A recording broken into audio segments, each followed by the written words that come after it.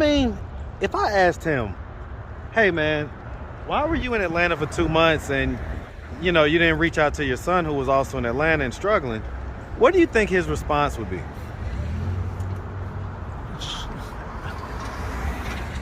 So, honestly, like... So, last time I saw you, you was with a guy friend or whatever.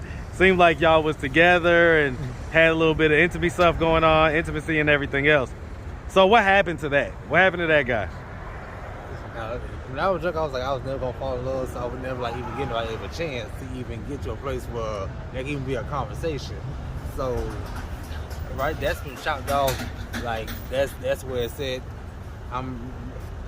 Why'd y'all break up?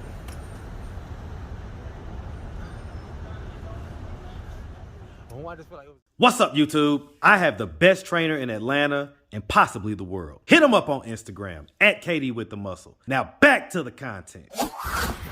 What's up, YouTube? Atlanta Street Interviews out here with another one. So we got my man out here today, man. How you doing today, bro? I'm blessed. I'm blessed. All right. So this is an update, man. So we've spoken a couple of times now, man. And you're still here in Atlanta. So how's everything been since the last time we spoke? You just look down at my feet. I got frostbite. I got from being out here in the cold. I'm from Florida, so this is a new one. I'm a dancer, kind of a shock for you a little bit. yeah, I'm a dancer, so it's gonna come part of my feet. So that is. Well, that's not good. That's not good for that to happen. You're a dancer. And for precise, there's a whole lot in my mind and the spirit, but God walk with me. Okay. So I mean, since the last interview, man, have you gotten a chance to speak to your parents? Actually, I spoke to my mom the other day, and the phone call I had with her previously, I informed her about how I was feeling, everything about not feel like she get the feeling of love and all that. Nobody can respond right now, so look them in the camera, ask the major questions or questions that you have. You see, there's still an even angst. I'm a little bit even afraid just to even ask like if he's actually my father. That part, I'm afraid that. So there's a paternity doubt in your head. Yes, sir. Okay.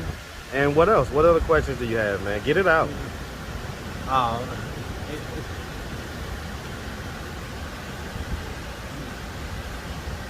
Do you all actually love me? That's the question. I watch how my parents interact with my brothers and my sisters, and the way they interact with me is not the same.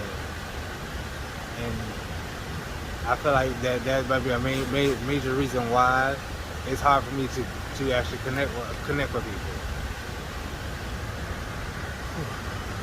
Okay. How does that make you feel, man? It does a lot. Makes me question. Listen. You don't have to hold your wall up with me, man. How does it really make you feel? A lot of times, angry, pissed off. It makes me question my place in life right now. I really question whether I'm really supposed to be here. You're supposed to be here, man. Let me tell you that right now. Okay. And what was her response to that? Did she see the first video? I'm honestly I'm not positive. Okay. She did speak on the fact that she did go through family counseling with my younger two brothers, and the other four of us. We kind of struggling and stuff. I'm trying to tell her what you did for them, and that counseling works for them. But we're still struggling, and now that I had a little time and to just actually sit my ass down and think about stuff, just when you're talking to your parents and you're trying to tell them about stuff that went on and how they weren't good parents to you, that's not really good and easy for them to hear. So that conversation just went AWOL out the window. So it went left? Yeah, I didn't speak to her for almost a month, but I just talked to her a couple days ago, and it was way different than what I thought. We had time to to regroup ourselves, and so it was a more positive conversation? It was way more positive. Okay. Well, that's a good thing, man. I actually found out my father was in the city for 2 whole months. I reached out to him and I ain't heard from him, so I'm she was trying to talk to me about that as well. So I'm a little bit like angry because He was here in Atlanta for 2 months? for a whole 2 months, like I literally calling him and like he was sending messages on Facebook, like like where you at, and I ain't get a response back. So yeah. Did you try to contact your mom or anybody to get in touch with him? My mom and my dad, like They don't really rock with each other like that. yeah, they don't rock with each other. So she don't have his contact information. So yeah. So I mean, how does that make you feel? I hate to admit this, but I had to go find me a corner and I had to cry a little bit because like he's in the military, so I was under my father like like Superman and going through stuff. Just like and not not getting those father's words. I'm kind of a person like even though I'm gay and shit, I always feel like I'm about my father's business. So like even when I'm out here on the street and Speak up just a little bit for me. Even though I'm like out here on the streets and stuff, like I still try to like make sure that I'm looking after somebody. It's not just about myself. Like a friend of mine got into altercation with like a security guard in the library. So I was like trying to figure out like what was going on with him and. So I'm trying to make sure. My grandma told me that the best way of helping yourself is helping somebody else, and it's a good way to like not be so focused on what the fuck you going through. So, I guess it's a good, welcome distraction when you got stuff going on. Yeah. Okay. So, I mean, if I asked him, hey man, why were you in Atlanta for 2 months and you didn't reach out to your son who was also in Atlanta and struggling, what do you think his response would be?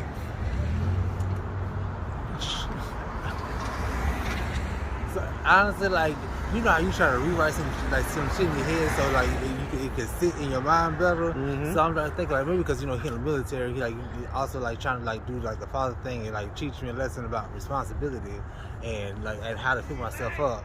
But from my understanding, like yes, my parents like they provided those bare essentials like a place to stay and some food to eat. Right. But you have to realize that a lot of places offer these things, and in order for the difference is the love and the parenting and the guidance and all that stuff. Yes, and you feel like you didn't really have that. Yeah, and honestly, like I feel like that was the biggest part that I've been struggling here on the streets because like there were a lot of people who've been trying to help, and because I've been so used to like doing everything myself, like accepting help from other people.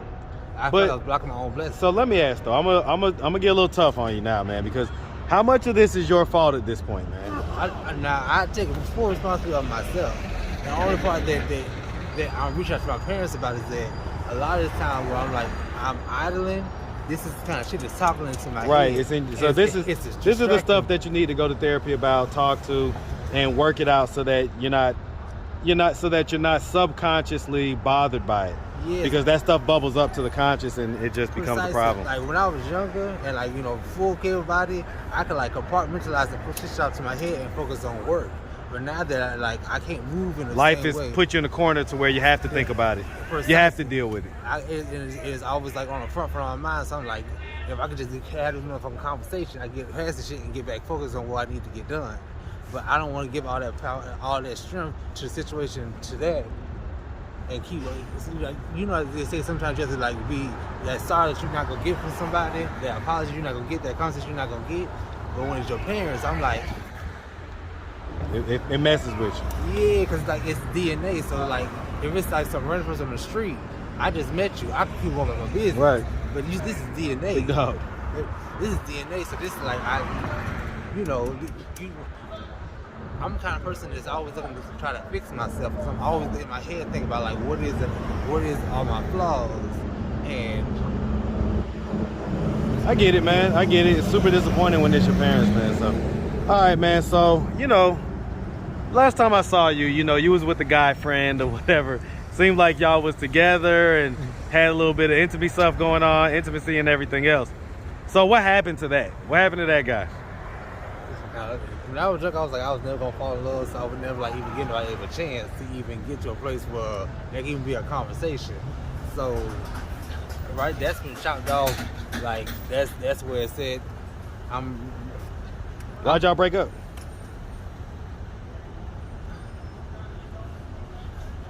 I just feel like it was respect about what I had going on, and don't just be in my space.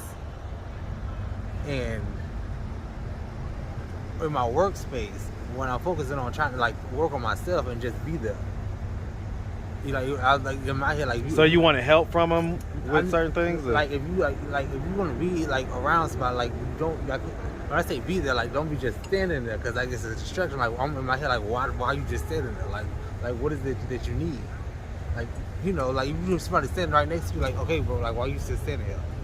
Like do you need something? Like yeah, I get it. Can I direct you somewhere? Like I'm focusing on this. Like I can't just have you standing there. So is he still here in Atlanta? I'm not positive.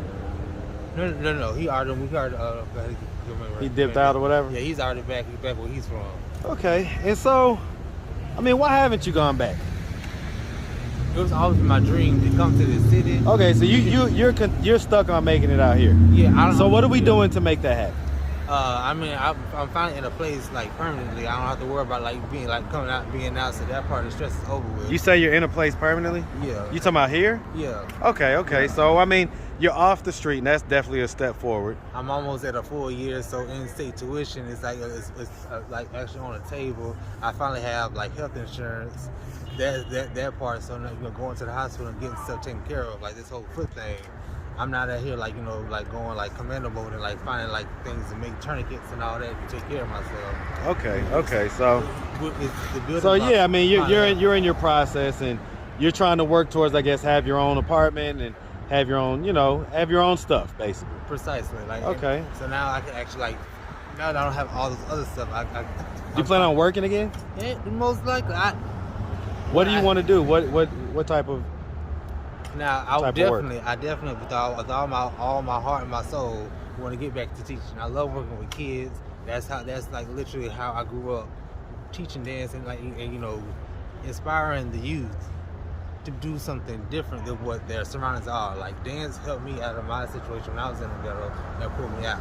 And so my whole thing is I want to pass that along. I get it. Precisely. But until I'm able to get back to that place, you know, just getting a job. Period. I mean, I done worked in so many different industries. I done worked in fashion industry, in retail, like in grocery stores. So just a place I'm able to like. Right, you're willing to start at the bottom and work your way towards what you want to do. Precisely. I get it. Precisely. All right, man. Well, listen, we really appreciate you, man, taking the time, answering all of our questions.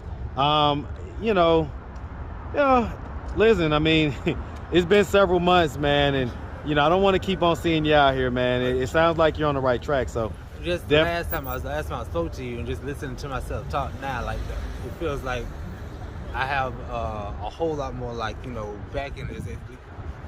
I'm not talking to you with blind words and like it doesn't feel like I'm just like trying to. Right. You got a little more going on and you're a little more confident about the situation.